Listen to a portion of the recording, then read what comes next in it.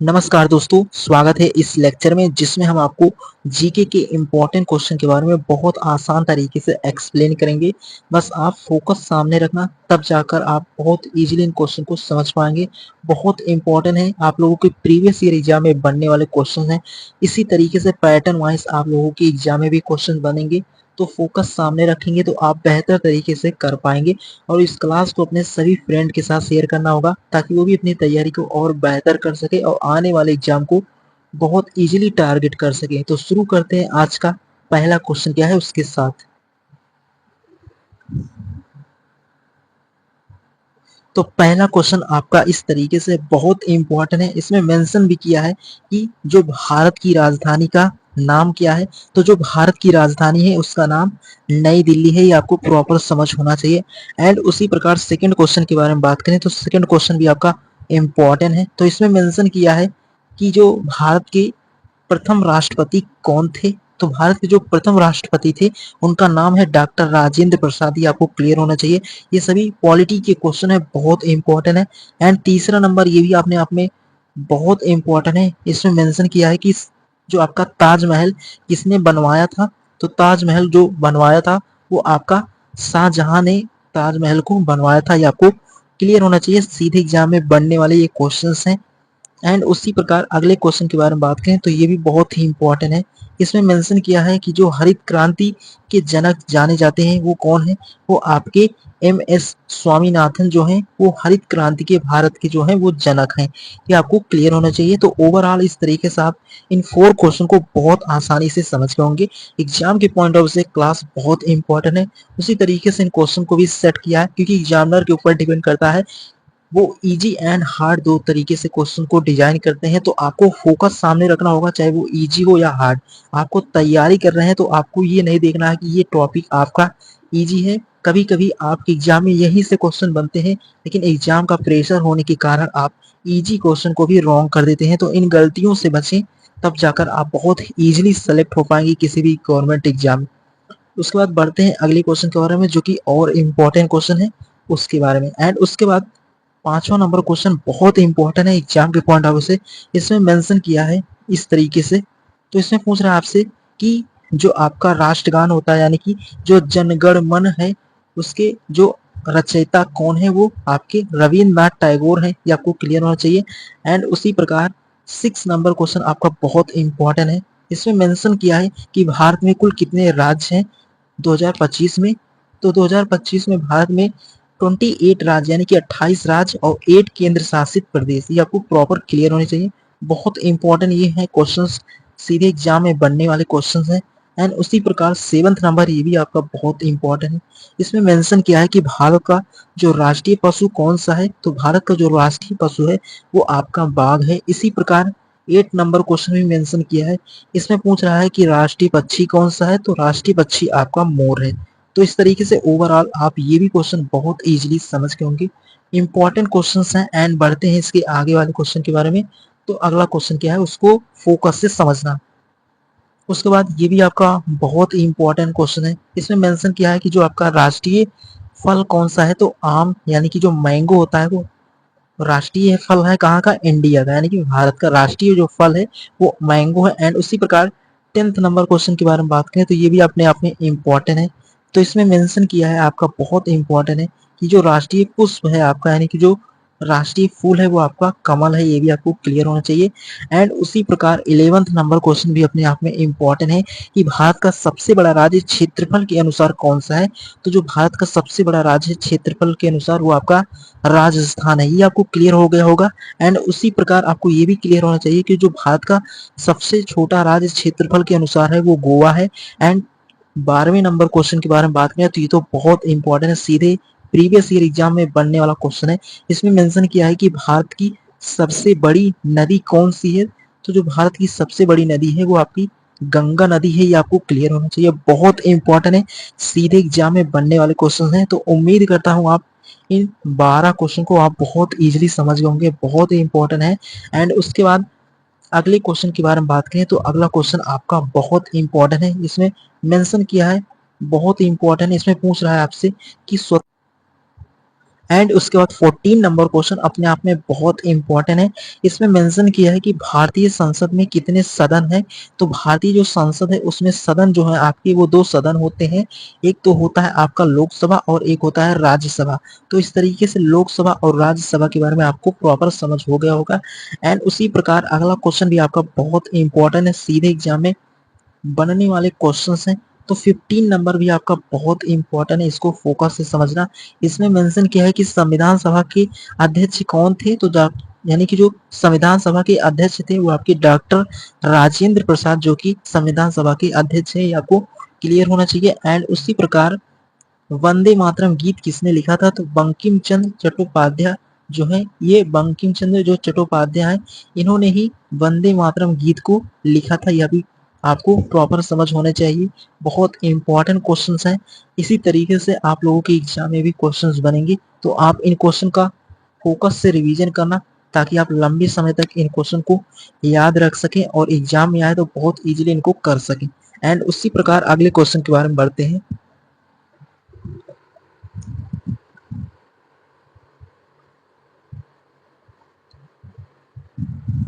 उसके बाद अगला क्वेश्चन आपका बहुत इंपॉर्टेंट है। इसमें मेंशन किया है भारत का जो राष्ट्रीय खेल क्या है। तो यानी कि जो भारत है, इंडिया का जो राष्ट्रीय खेल है वो आपका हॉकी है, ये आपको क्लियर होना चाहिए, बहुत इंपॉर्टेंट है। एंड उसी प्रकार अगले क्वेश्चन के बारे में बात करें तो अगला क्वेश्चन भी आपका बहुत इंपॉर्टेंट है। तो इस तरीके से आप 17 नंबर क्वेश्चन समझ गए होंगे और इससे प्रीवियस जितने भी क्वेश्चन हमने अभी तक डिस्कस किया है बहुत इजीली आप इनको समझ गए होंगे। तो उसी प्रकार जो भारत का राष्ट्रीय खेल है वो आपका हॉकी है, ये आपको क्लियर होना चाहिए, बहुत इंपॉर्टेंट है। तो इस तरीके एंड उसके बाद 18 नंबर क्वेश्चन आपका बहुत इंपॉर्टेंट है। इसमें मेंशन किया है इस तरीके से, इसमें पूछ रहा है आपसे कि तारक मेहता का उल्टा चश्मा किस प्रकार का कार्यक्रम है। वो आपका हास्य धारावाहिक है, ये आपको क्लियर होना चाहिए, बहुत इंपॉर्टेंट है। एंड 19 नंबर क्वेश्चन भी आपका बहुत इंपॉर्टेंट है, इसको समझना होगा। तो 19 नंबर क्वेश्चन सीधे एग्जाम में बनने वाला क्वेश्चन है। इसमें मेंशन किया है कि जो पृथ्वी सूर्य की परिक्रमा कितने दिनों में पूरा करती है। तो 365 दिन और 6 घंटे में जो है वो पृथ्वी सूर्य की परिक्रमा करती है, आपको प्रॉपर समझ होना चाहिए। एंड 20 नंबर क्वेश्चन के बारे में बात करें तो 20 नंबर क्वेश्चन आपका बहुत ही इंपॉर्टेंट है। इसमें मेंशन किया है कि भारत में सबसे ऊंचा पर्वत कौन सा है। तो कंचनजंगा जो एक पर्वत है वो भारत का सबसे ऊंचा पर्वत है, ये आपको क्लियर होना चाहिए, एग्जाम के पॉइंट ऑफ व्यू से बहुत इंपॉर्टेंट है। एंड उसके बाद अगले क्वेश्चन के बारे में बात करें तो अगला क्वेश्चन भी आपका बहुत इंपॉर्टेंट है, ये है 21 है। इसमें मेंशन किया है, तो इसमें मेंशन किया है कि जो आपका आईसीसी का पूरा नाम क्या है। तो इंटरनेशनल क्रिकेट काउंसिल, ये आपको क्लियर होना चाहिए, बहुत इंपॉर्टेंट है, सीधे एग्जाम में बनने वाले क्वेश्चंस हैं, तो इनके बारे में आपको प्रॉपर समझ होना चाहिए। एंड उसी प्रकार 22 है, इसमें मेंशन किया है आपसे, पूछ रहा है कि लाल किला कहाँ स्थित है। तो आपका ये भी बहुत इंपॉर्टेंट है, जो लाल किला है आपका वो दिल्ली में है, ये आपको प्रॉपर समझ हो गया होगा। एंड उसी प्रकार 23 के बारे में बात करें तो ये भी आपका बहुत इंपॉर्टेंट है। तो 20 जो आपका 23 है, इसमें मेंशन किया है कि जलियांवाला बाग हत्याकांड कब हुआ था। तो 13 अप्रैल 1919 में, यानी कि 13 अप्रैल 1919 को जलियांवाला बाग हत्याकांड हुआ था, ये आपको प्रॉपर समझ होना चाहिए। यानी कि जो 13 अप्रैल 1919 है इस दिन ये इवेंट जो हुआ था, ये आपको प्रॉपर समझ होना चाहिए। एंड 24 के बारे में बात करें तो भारत के पहले उपराष्ट्रपति कौन थे। तो भारत के जो पहले उपराष्ट्रपति हैं वो आपके डॉक्टर सर्वपल्ली राधाकृष्णा जो है वो भारत के पहले उपराष्ट्रपति हैं, ये भी आपको प्रॉपर समझ होना चाहिए, एग्जाम की पॉइंट ऑफ से ये क्वेश्चंस बहुत इंपॉर्टेंट है। आप किसी भी एसएससी रेलवे या किसी और एग्जाम को उनके प्रीवियस ईयर क्वेश्चंस को देखेंगे तो आपको पूरा क्लियरिटी हो जाएगी। एंड बढ़ते हैं अगले क्वेश्चन के बारे में। तो अगला क्वेश्चन आपका बहुत इंपॉर्टेंट है। तो अगला 25 है, इसमें मेंशन किया है इस तरीके से, इसमें बोल रहा है कि द्रौपदी मुर्मू कौन है। तो भारत की वर्तमान राष्ट्रपति 2025 में है, ये आपको क्लियर होना चाहिए, बहुत इंपॉर्टेंट है। एंड 26 के बारे में बात करें तो ये भी आपका बहुत इंपॉर्टेंट है। इसमें मेंशन किया है कि विश्व का सबसे बड़ा महासागर कौन सा है। तो विश्व यानी कि वर्ल्ड में अगर बात करें तो आपका प्रशांत महासागर वो विश्व का सबसे बड़ा महासागर है, ये आपको क्लियरिटी हो गया होगा। एंड उसी प्रकार 27 बहुत ही इंपॉर्टेंट है, इसमें मेंशन किया है कि भारत में रुपया कब प्रारंभ हुआ था। तो 1540 यानी कि 1540 में शेर शाह सूरी द्वारा भारत में रुपया प्रारंभ किया गया था, ये आपको क्लियर होगा। और शेरशाह सूरी के बारे में आपको एक क्लास लगाएंगे जिसमें प्रॉपर उसके बारे में बहुत ही इजीली एक्सप्लेन करेंगे, बट आपको इस 27 नंबर क्वेश्चन में भी पूरी क्लियरिटी होगी। इस तरीके से जो आपकी हिस्ट्री के पोर्शन से क्वेश्चन है वो भी बहुत इंपॉर्टेंट होते हैं एग्जाम के पॉइंट ऑफ व्यू से। तो उम्मीद करता हूँ आप 27 क्वेश्चन बहुत इजीली समझ गए होंगे। एंड बढ़ते हैं अगले क्वेश्चन के बारे में जो कि और इम्पोर्टेंट क्वेश्चन है।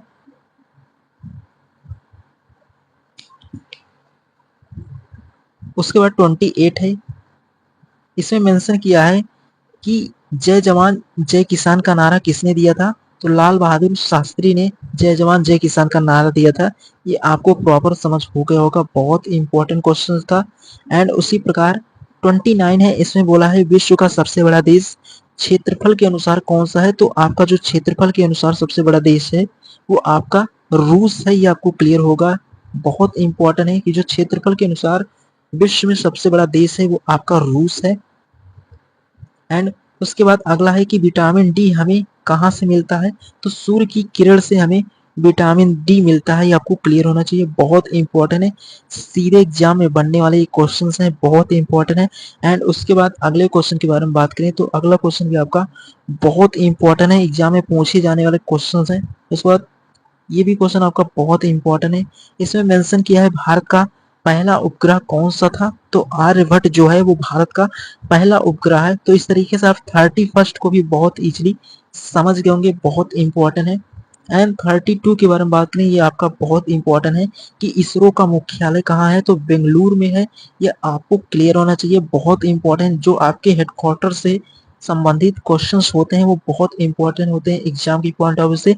एंड 33 के बारे में बात करें, ये भी आपका बहुत इंपॉर्टेंट है, या यानी कि इसमें मेंशन किया है जो महात्मा गांधी जी ने हम राष्ट्रपिता के नाम से भी जानते हैं, इनका जन्म कब हुआ था? तो 2 अक्टूबर 1869 यानी कि 2 अक्टूबर 1869 में महात्मा गांधी का जन्म हुआ था, ये आपको प्रॉपर समझ होना चाहिए, बहुत इंपॉर्टेंट है।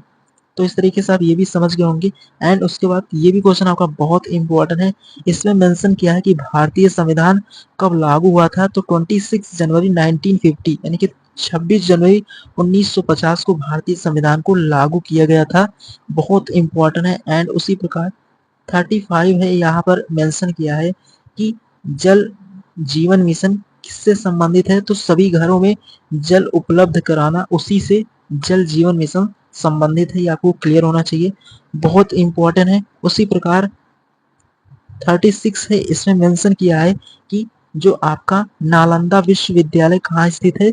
तो बिहार एक राज्य है भारत का, वहीं पर नालंदा विश्वविद्यालय स्थित है, ये आपको प्रॉपर समझ हो गया होगा। तो इस तरीके से आप ये भी क्वेश्चन बहुत इजीली समझ गए होंगे, बहुत इंपॉर्टेंट है। एंड उसके बाद अगले क्वेश्चन के बारे में बात करें तो अगला क्वेश्चन भी आपका बहुत इंपॉर्टेंट है। उसके बाद 37 है, इसमें मेंशन किया है कि जीवन बीमा निगम यानी कि जो जीवन बीमा निगम है LIC, ये स्थापना कब हुआ था? तो 1956 में जीवन बीमा निगम LIC की स्थापना हुआ था 1956 में, ये आपको क्लियर होना चाहिए। एंड 38 है, इसमें मेंशन किया है कि विश्व पर्यावरण दिवस कब मनाया जाता है? तो 5 जून को हम इसको विश्व पर्यावरण दिवस को सेलिब्रेट करते हैं, आपको क्लियर होना चाहिए, बहुत इंपॉर्टेंट है। एंड उसके बाद 39 है, इसमें मेंशन किया है, बहुत ही इंपॉर्टेंट है कि भारत की पहली महिला प्रधानमंत्री यानी कि जो भारत की पहली वुमेन प्राइम मिनिस्टर कौन थी? तो इंदिरा गांधी है, ये आपको प्रॉपर समझ हो गया होगा। तो इस तरीके से आप 39 क्वेश्चन को भी बहुत इजीली समझ गए होंगे, बहुत इंपॉर्टेंट क्वेश्चंस हैं। तो इस तरीके से आपको फोकस सामने रखना होगा, बहुत इंपॉर्टेंट। एंड उसके बाद 14 नंबर क्वेश्चन भी आपका बहुत इंपॉर्टेंट है, इसमें मेंशन किया है कि जो PV सिंधु किस खेल से संबंधित है? वो आपका बैडमिंटन से संबंधित है, ये आपको क्लियर होना चाहिए, एग्जाम के पॉइंट ऑफ व्यू से क्वेश्चन बहुत इंपॉर्टेंट है। एंड उसी प्रकार आपका 41 भी आपका बहुत इंपॉर्टेंट है, इसमें मेंशन किया है कि मोदी जी का पूरा नाम क्या है? तो जो मोदी जी का पूरा नाम है वो आपका है नरेंद्र दामोदर दास मोदी, जो आपके भारत के प्राइम मिनिस्टर है, उनके बारे में प्रॉपर उनका नाम यहाँ पर मेंशन है, इनके बारे में भी आपको प्रॉपर समझ होना चाहिए। एंड 42 है, ये भी आपका बहुत इंपॉर्टेंट है, तो इसमें मेंशन किया है इस तरीके से कि गुरु नानक देव जी किस धर्म के संस्थापक थे? तो सिख धर्म के जो संस्थापक हैं वो गुरु नानक देव जी हैं, ये आपको प्रॉपर समझ हो गया होगा। तो ओवरऑल इस तरीके से आप 42 क्वेश्चन को भी बहुत इजीली समझ गए होंगे, बहुत इंपॉर्टेंट एग्जाम की पॉइंट ऑफ व्यू से। एंड उसके बाद अगले क्वेश्चन के बारे में बात करें तो अगला क्वेश्चन भी आपका बहुत इंपॉर्टेंट है। तो अगला क्वेश्चन 43 है, इसमें मेंशन किया है इस तरीके से। तो इसमें मेंशन किया है कि भारत का राष्ट्रीय ध्वज किसने डिजाइन किया था। तो जो पिंगली वेंकैया हैं उन्होंने भारत का जो राष्ट्रीय ध्वज है उसे डिजाइन किया था। ये आपको प्रॉपर समझ होना चाहिए। एंड तो इस प्रकार आपका 44 है, इसमें मेंशन किया है कि विश्व का सबसे ऊंचा जलप्रपात कौन सा है। तो आपका एंजल फॉल्स वेनेजुएला जो है वो आपका सबसे ऊंचा जलप्रपात है, आपको क्लियर होना चाहिए। और जो विश्व का है वो आपका एंजल फॉल्स वेनेजुएला जो है वो यानी कि जो विश्व का सबसे ऊंचा जलप्रपात है, ये आपको क्लियर हो गया होगा। एंड उसी प्रकार 45 है, इसमें मेंशन किया है कि न्यूटन किस वैज्ञानिक का नाम है। तो न्यूटन जो है वो सर आइजैक न्यूटन, जिन्होंने हमें गति के नियम के बारे में एक्सप्लेन किया था कि न्यूटन का जो प्रथम नियम क्या है, इन सभी के बारे में हम आपको फिजिक्स में बहुत इजीली एक्सप्लेन करेंगे। तो आप इस तरीके से उनको वहां पर समझ सकते हैं। बट आपको यहाँ पर ये समझना था कि जो न्यूटन किस वैज्ञानिक का नाम है, तो सर आइजैक न्यूटन को ही हम न्यूटन कहते हैं। तो इस तरीके से इनके बारे में भी आपको प्रॉपर समझ हो गया होगा। एंड उसी प्रकार अगले क्वेश्चन के बारे में बात करें तो अगला क्वेश्चन आपका है 46 है, इसमें मेंशन किया है कि बल्ब का आविष्कार किसने किया था। तो थॉमस अल्वा एडिसन जो है उन्होंने बल्ब का आविष्कार किया था, ये आपको क्लियर होना चाहिए। एंड उसी प्रकार अगला क्वेश्चन जो है वो भी बहुत इंपॉर्टेंट है। तो 47 है, इसमें मेंशन किया है। तो 47 में मेंशन किया है कि ताजमहल किस नदी के किनारे है। तो यमुना नदी के किनारे ताजमहल है, ये आपको क्लियर होना चाहिए, बहुत इंपॉर्टेंट है। उसी प्रकार 48 नंबर ये भी आपका बहुत इंपॉर्टेंट है कि जीवन का आधार क्या है। तो जीवन का जो आधार है वो आपका जल है, ये आपको क्लियर होना चाहिए। तो इस तरीके से आप 48 क्वेश्चन को बहुत इजीली समझ गए होंगे, बहुत इंपॉर्टेंट है। एंड उसके बाद बढ़ते हैं अगले क्वेश्चन के बारे में जो कि और इम्पोर्टेंट है। उसके बाद अगला क्वेश्चन आपका 49 है, इसमें मेंशन किया है कि मदर टेरेसा को भारत रत्न कब मिला था। तो 1980 में, यानी कि 1980 में मदर टेरेसा को भारत का रत्न मिला। तो इस तरीके से आपका जो 15 नंबर है इसमें मेंशन किया है कि यूएनओ का मुख्यालय कहाँ है। तो न्यूयॉर्क, यानी कि जो न्यूयॉर्क है वो आपका अमेरिका में है, ये आपको प्रॉपर समझ होगा। तो उम्मीद करते हैं आप इन क्वेश्चन को भी यहाँ तक समझ के होंगे। एंड उसके बाद अगला क्वेश्चन आपका बहुत इंपॉर्टेंट है, जो 51 है, इसमें मेंशन किया है कि भारत की राजधानी क्या है। तो नई दिल्ली है, ये आपको प्रॉपर समझ होगा। एंड उसी प्रकार 52 है, इसमें मेंशन किया है कि विश्व का सबसे बड़ा महासागर कौन सा है। तो प्रशांत महासागर, ये भी आपको क्लियर हो गया होगा। एंड 53 है, इसमें मेंशन किया है कि भारत का संविधान कब लागू हुआ था। तो भारत का जो संविधान है वो 26 जनवरी 1950 को लागू हुआ था, ये आपको क्लियर होना चाहिए। एंड उसी प्रकार अगले क्वेश्चन के बारे में बात करें तो अगला क्वेश्चन आपका बहुत इंपॉर्टेंट है कि महात्मा गांधी जी का जन्म कहाँ हुआ था। तो पोरबंदर, जो कि कहाँ पर है, गुजरात राज्य में है, ये आपको क्लियर होना चाहिए। एंड 55 के बारे में बात करें तो इसमें मेंशन किया है सौर मंडल का सबसे बड़ा ग्रह कौन सा है। तो बृहस्पति जो है वो सौर मंडल का सबसे बड़ा ग्रह है। एंड उसी प्रकार अगला क्वेश्चन भी आपका बहुत इंपॉर्टेंट है 56, इसमें मेंशन किया है ताजमहल किसने बनवाया था। तो शाहजहां ने बनवाया था, ये आपको प्रॉपर समझ हो गया होगा। तो इस तरीके से आप यहाँ तक बहुत इजीली इन क्वेश्चन को समझ गए होंगे। एंड उसी प्रकार अगला क्वेश्चन आपका बहुत इंपॉर्टेंट है, इसमें मेंशन किया है कि भारत का सबसे लंबा नदी जो है वो आपका गंगा नदी है, ये आपको क्लियर होना चाहिए। एंड उसी प्रकार 58 है, इसमें मेंशन किया है कि विश्व की सबसे ऊंची चोटी कौन सी है। तो माउंट एवरेस्ट विश्व की सबसे ऊंची चोटी है। एंड उसी प्रकार 59 के बारे में बात करें तो इसमें मेंशन किया है भारत की पहली महिला राष्ट्रपति कौन थी। तो आपकी प्रतिभा पाटिल है, वो भारत की पहली एक ऐसी महिला थी जो राष्ट्रपति बनी थी, आपको प्रॉपर समझ हो गया होगा। तो इस तरीके से तो उम्मीद करता हूँ आप इन क्वेश्चन को ही बहुत इजीली समझ के होंगे। एंड बढ़ते हैं इसके अगले वाले क्वेश्चन के बारे में जो कि और इम्पोर्टेंट क्वेश्चन है। तो इस तरीके से आपका जो 16 नंबर क्वेश्चन है इसमें मेंशन भी किया है। तो इसमें मेंशन किया है कि क्रिकेट में एक सदी यानी कि सेंचुरी कितने रन की होती है। तो क्रिकेट में जो सेंचुरी होता है वो 100 रन का होता है, ये आपको क्लियर होना चाहिए, बहुत इंपॉर्टेंट है। उसी प्रकार आपका 61 है, इसमें मेंशन किया है इस तरीके से, बहुत इंपॉर्टेंट क्वेश्चन है। इसमें मेंशन किया है कि भारतीय स्वतंत्रता संग्राम में लाल किला झंडा किसने फहराया था? तो नेताजी सुभाष चंद्र बोस ने भारतीय स्वतंत्रता संग्राम में लाल किला झंडा को जो फहराने वाले हैं वो नेताजी सुभाष चंद्र बोस थे। ये आपको क्लियर होना चाहिए। एंड उसी प्रकार अगला क्वेश्चन 62 है, ये भी आपका बहुत इंपॉर्टेंट है। इसमें मेंशन किया है कि विश्व स्वास्थ्य संगठन WHO का मुख्यालय जिनेवा स्विट्जरलैंड में है। आपको क्लियर होना चाहिए, बहुत इंपॉर्टेंट क्वेश्चन था। एग्जाम की पॉइंट ऑफ व्यू से ये क्वेश्चन बहुत इंपॉर्टेंट है, सीधे एग्जाम में बनने वाले क्वेश्चन है। तो उम्मीद करता हूँ आपका फोकस सामने होगा, तो इन क्वेश्चन को समझ गए होंगे। एंड उसके बाद आज के जो इम्पोर्टेंट क्वेश्चन है ये भी इम्पोर्टेंट है। तो इसमें मेंशन किया है कि भारत के जो पहले प्राइम मिनिस्टर कौन थे? तो जवाहरलाल नेहरू हैं। ये आपको प्रॉपर समझ हो गया होगा। एंड उसी प्रकार 64 जो है ये भी बहुत इंपॉर्टेंट है। इसमें मेंशन किया है कि पृथ्वी से सबसे नजदीकी जो ग्रह है वो आपका शुक्र है। ये भी आपको क्लियर होना चाहिए। एंड उसी प्रकार 65 है, ये भी आपका बहुत इंपॉर्टेंट है। इसमें मेंशन किया है कि भारत का जो राष्ट्रीय पक्षी कौन सा है? तो मोर, यानी कि। तो उम्मीद करता हूँ आप यहाँ तक सभी क्वेश्चन को बहुत इजीली समझ गए होंगे।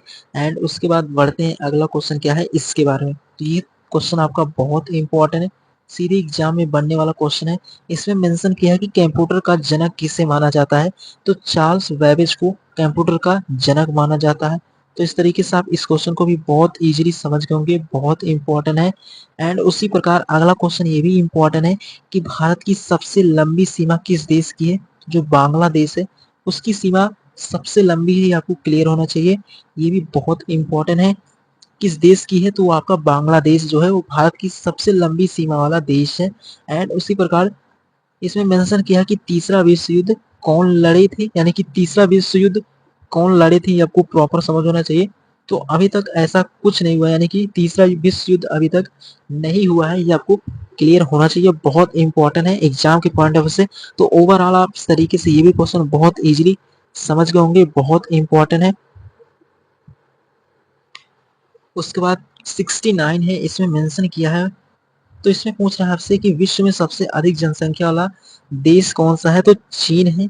एंड उसी प्रकार 17 है, इसमें मेंशन किया है कि भारत का जो राष्ट्रीय खेल कौन सा है? वो हॉकी है, ये आपको क्लियर होना चाहिए। एंड उसी प्रकार 71 है, इसमें मेंशन किया है कि भारत के सर्वोच्च न्यायालय का मुख्यालय कहाँ पर है? तो आपका नई दिल्ली में। तो इस तरीके से आज की इस इम्पोर्टेंट क्लास को यहाँ तक आप समझ गए होंगे, बहुत ही इंपॉर्टेंट क्लास था जिसमें हमने बहुत इजीली इन क्वेश्चन को समझ लिया है। आपके एग्जाम के पॉइंट ऑफ से क्लास बहुत इंपॉर्टेंट था, इसमें हर तरीके के क्वेश्चन हमने डिस्कस किया है। अगर आपके मन में कोई डाउट हो तो कमेंट बॉक्स में मेंशन कर सकते हैं। बाकी क्लास कैसे लगा यही कमेंट करके जरूर बताना, और अपने सभी